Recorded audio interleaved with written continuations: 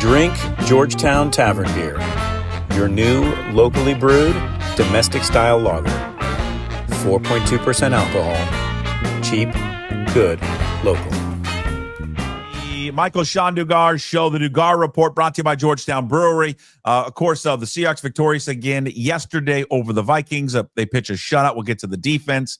We will get to Ernest Jones, the overall play of the defense. Also, the offensive line. Anthony Bradford will touch on that one. Did Minnesota's defense finally provide the blueprint to the rest of the league how to stop JSN? We'll get to all of that. And joining us, he always does, Michael-Shawn Dugar from The Athletic. Again, the Dugar Report brought to you by Georgetown Brewery.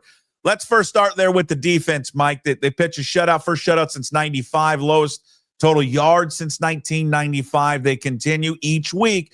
They just, as McDonald likes to say, stacking another win, stacking another impressive effort. They did that yesterday against Minnesota. Despite the rookie quarterback and all of that, I think DeMarcus Lawrence told you guys, hey, they're professionals. It's hard to do that in this league, and he's right.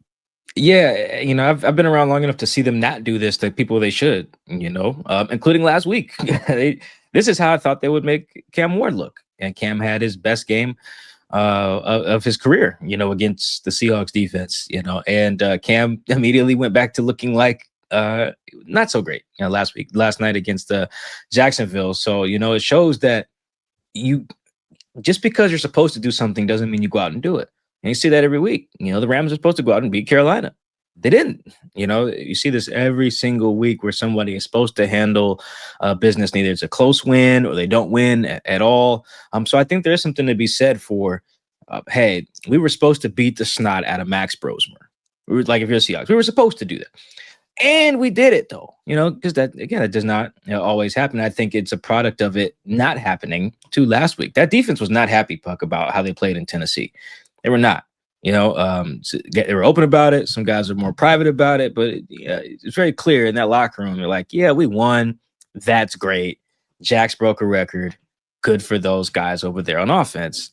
However, we need to play better on defense because that's unacceptable. All the conversions that they allowed Cam to have. They thought they allowed too many points, which there was only 17 that the defense allowed. But for them, that was too many.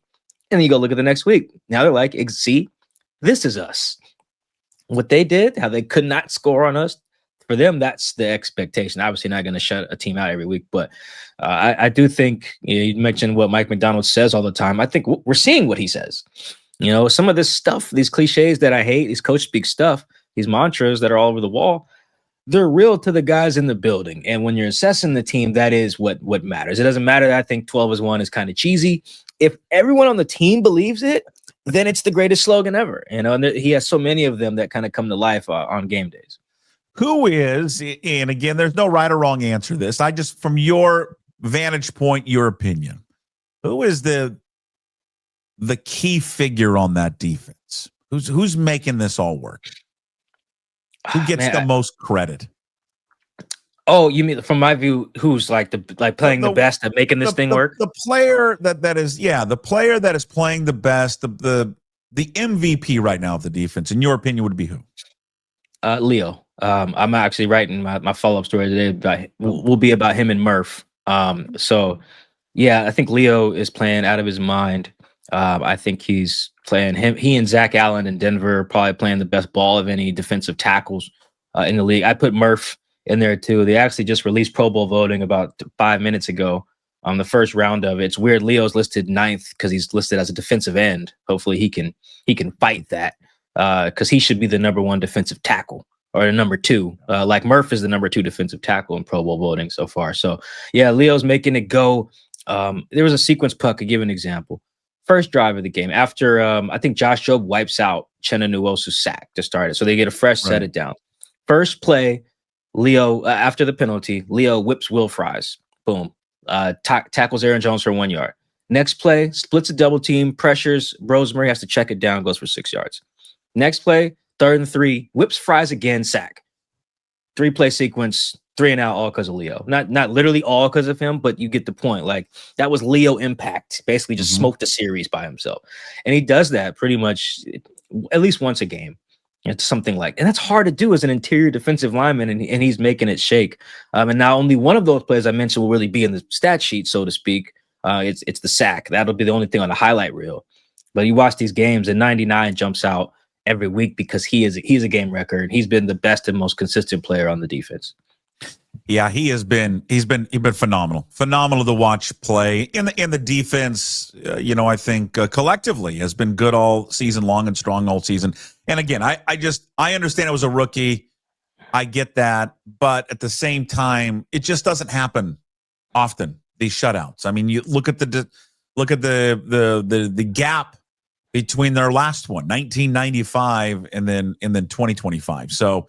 It's a phenomenal job there defensively, and they needed all of it yesterday. So, if the fumble, right, Minnesota takes over down in Seattle's, in their own end zone, basically, in their own side of the field. You think they're going to have a chance to go punch in a score, at least a field goal and all that. They go for a fourth down. Ernest Jones, gets the interception on the pressure there by DeMarcus Lawrence. Jones was real emotional. It seemed like kind of after the game. They show that locker room speech. You heard Mike McDonald talk about it, Ernest Jones. Kind of more there, Mike, or just what kind of led that? Do you think that pouring out of emotion it felt like from Ernest Jones yesterday? No, that's who Ernest is. That's just him all the time. He's very intense, but he's also very candid. I sat down with them earlier this year for a story that came out before the Bucks game, and it was just like that. He's very vulnerable. I think that's one of his strengths. Reminds me a little bit of Michael Bennett, his vulnerability, talking about his story, what he's afraid of, what he likes, what motivates him. That there's power in that. And Mike ended up writing a book about all that as well. Yeah, but that's what I think makes Ernest like the soul of the team, because he is really doing this for those guys, you look at the locker room speech, who were the two things that he needed to get him right was God and his teammates. That was it. That's it. I need y'all and I need God, and I'll go out there and kick some ass, and the guys rally around that, Ernest is out here doing it for us. He's playing hurt. He'll play healthy. He'll go punch someone on the Packers in the head. He'll go cuss out guys on the other team. He's that type of guy, and he's doing it for the guy next to him. He is very Legion of Boomy to me in that way, where it's just no, I'm a killer, but really I'm out here killing with my guys. That's what I do. And I think Leo's the best player, but I think in terms of the heart and soul guy, it's by far and away Ernest. Okay, so was the blueprint handed out by Minnesota's defense to how to slow down, take out JSN, you think? I don't think so, just because you know what it is, Puck? Here's the analogy I'll give, and this makes sense because we're both Cougs. It's almost like when teams would have to play us when we had Mike Leach. We were just so unique that there was you couldn't prepare. It was hard. Some teams just lost to us, not because we were better than them, because you only have 3 days to practice or whatever. And the air raid's hard to get used to. We don't use a tight end. All these things that just made it hard for Utah used to struggle with us, even though they're better than us a lot. Oregon as well. So the Vikings are kind of the same thing with their defense.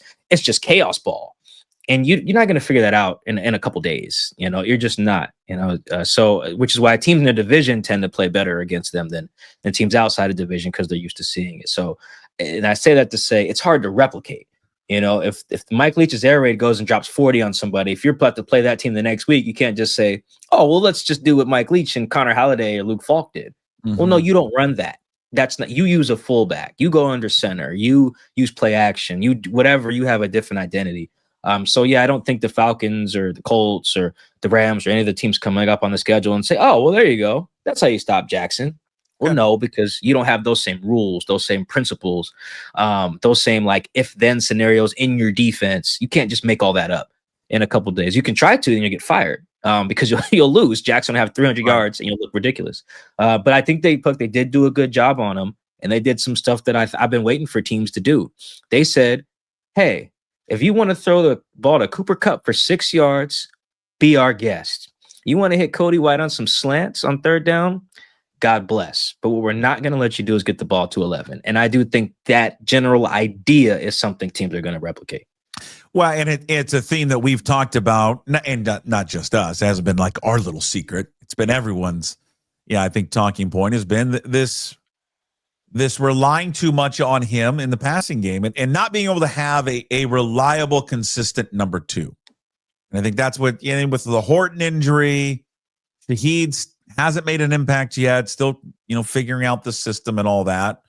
And I get that, but I thought one of the attractions of getting him was that he worked with Clint Kubiak already, but it doesn't seem like that hasn't worked out quite yet. He hasn't been that number two option that I think a lot of people thought he was going to be. And Kupp is just, his Kupp's on the back nine of his career. He's on the last few holes. You can see it. Still doesn't mean he's not a good player, but they just haven't had that reliable second option to go JSN yet.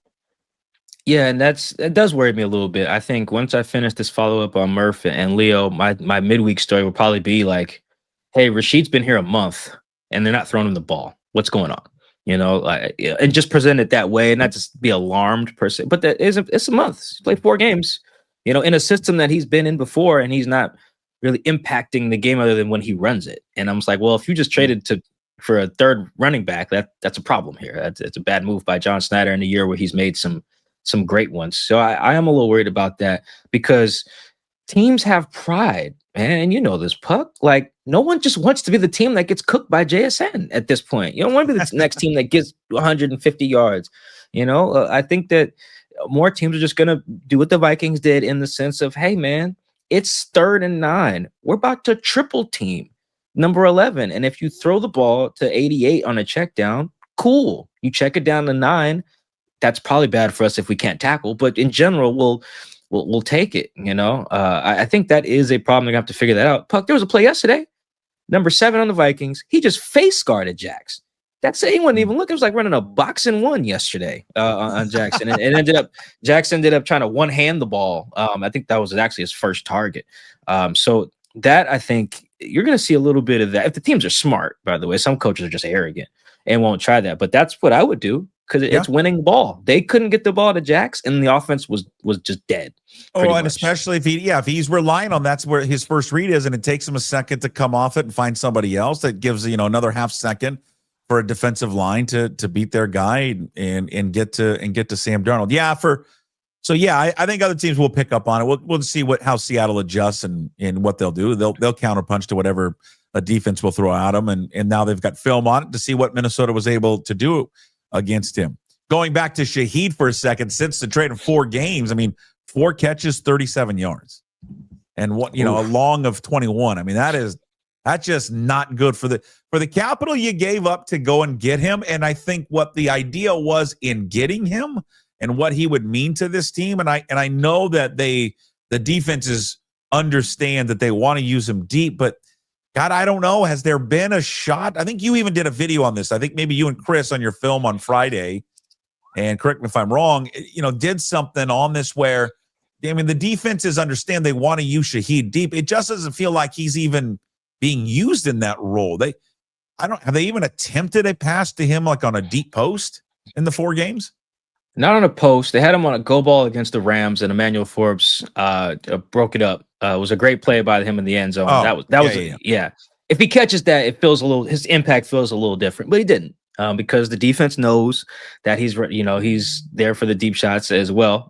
They ran a deep post to him against the Titans. They covered it. They doubled it. Jax was wide open, and then Sam just sailed a pass to AJ Barner that went to like the 3rd row.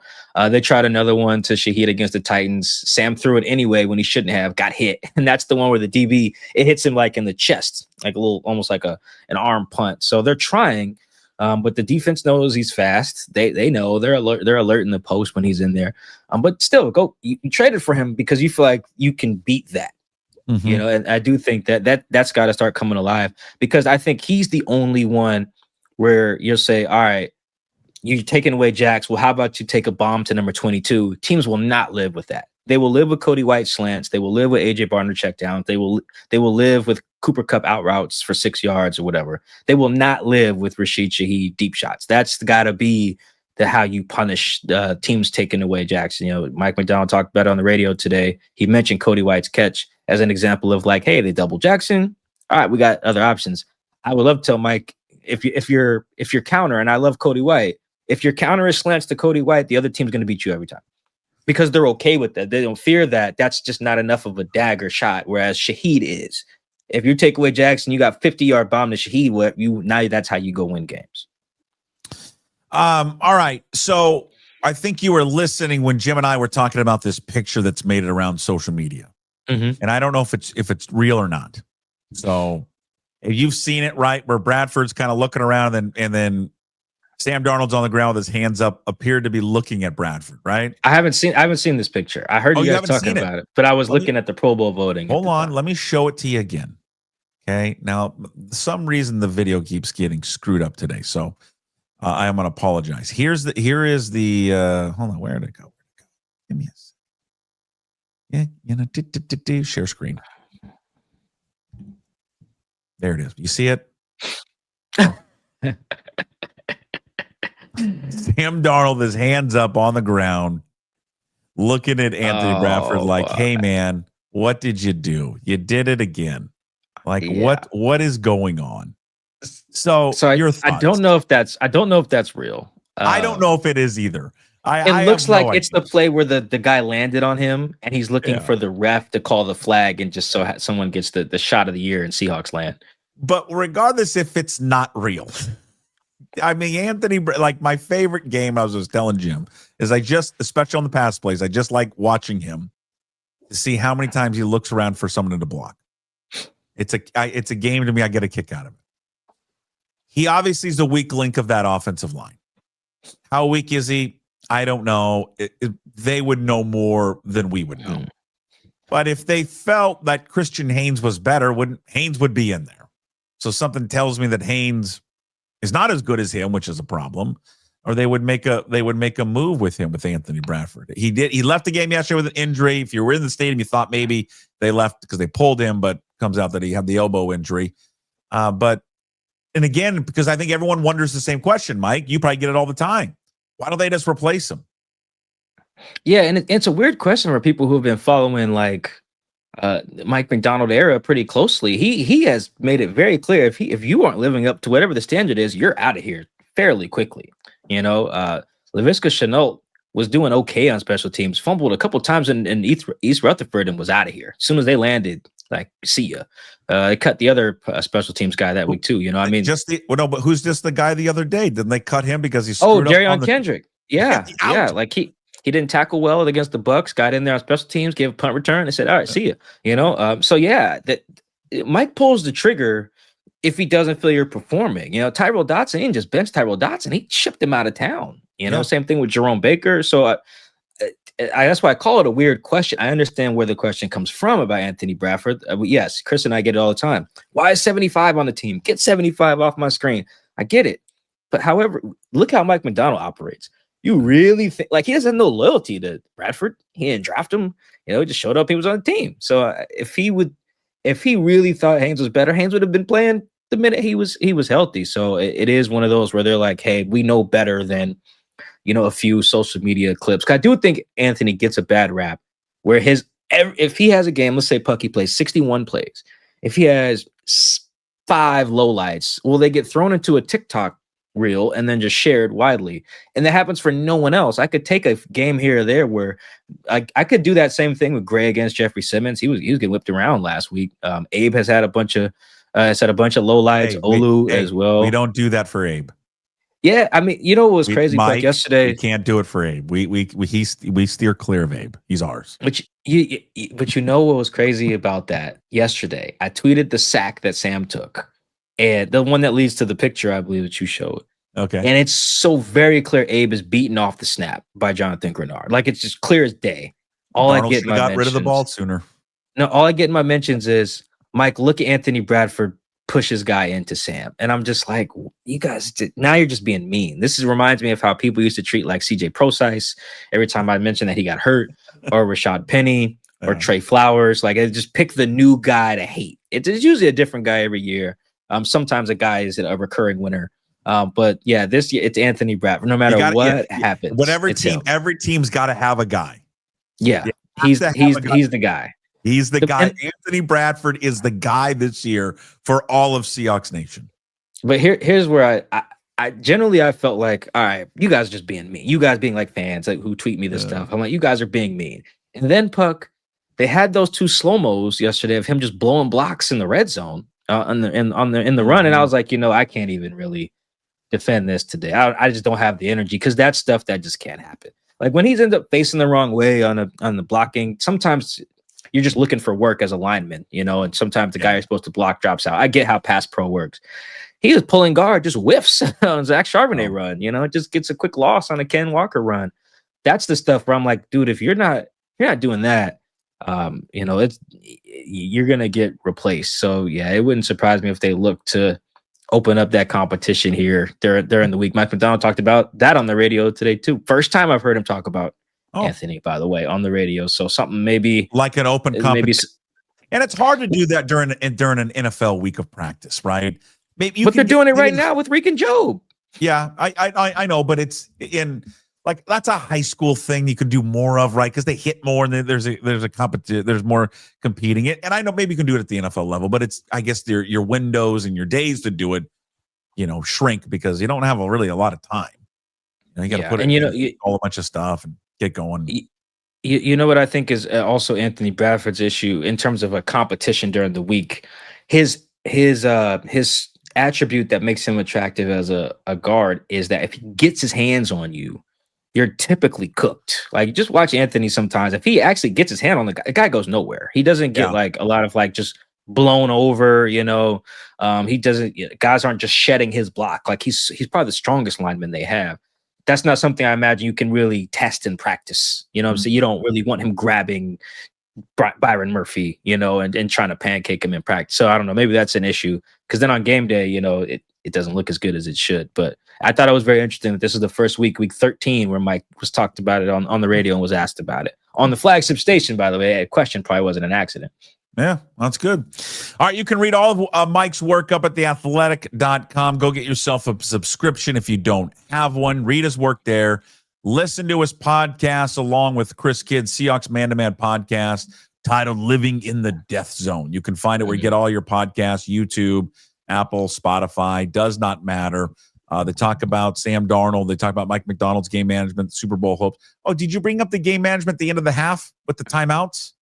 Yeah, usually I try to see where the coach is coming from, and I'd I like just to know what he was thinking not. on that one. The timeouts don't get a carryover, and that was bad at the half. That was really, really bad. That was inexcusable.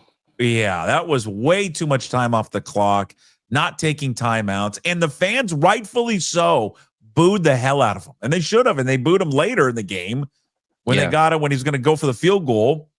And then booed him, and he's like, all right, well, maybe I'll listen to the fans, and we'll send the team back out there and go for it, which they ended up getting it. But yeah, good. I'm go back. I want people to listen to that and watch their thoughts there on the game management. We didn't get to it.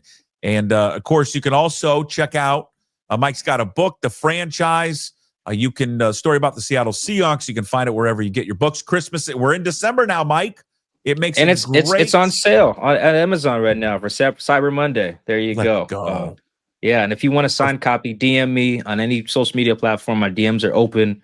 Let me know. I'll get you a signed copy, even if you can't make it to a game. I got a little system set up at the house to make sure that happens. So hit me up for a gift for someone else at the holidays, whatever, for you, for your kid, for your son. I sold 5 books yesterday at the game. So good. Yeah, I appreciate the support. Congratulations. All right, thanks, Mike. Appreciate it. We'll chat next week. Going bowling, baby. Go Cougs. Going bowling. Go Cougs. All right, there he is, Michael-Shawn Dugar, the Dugar Report.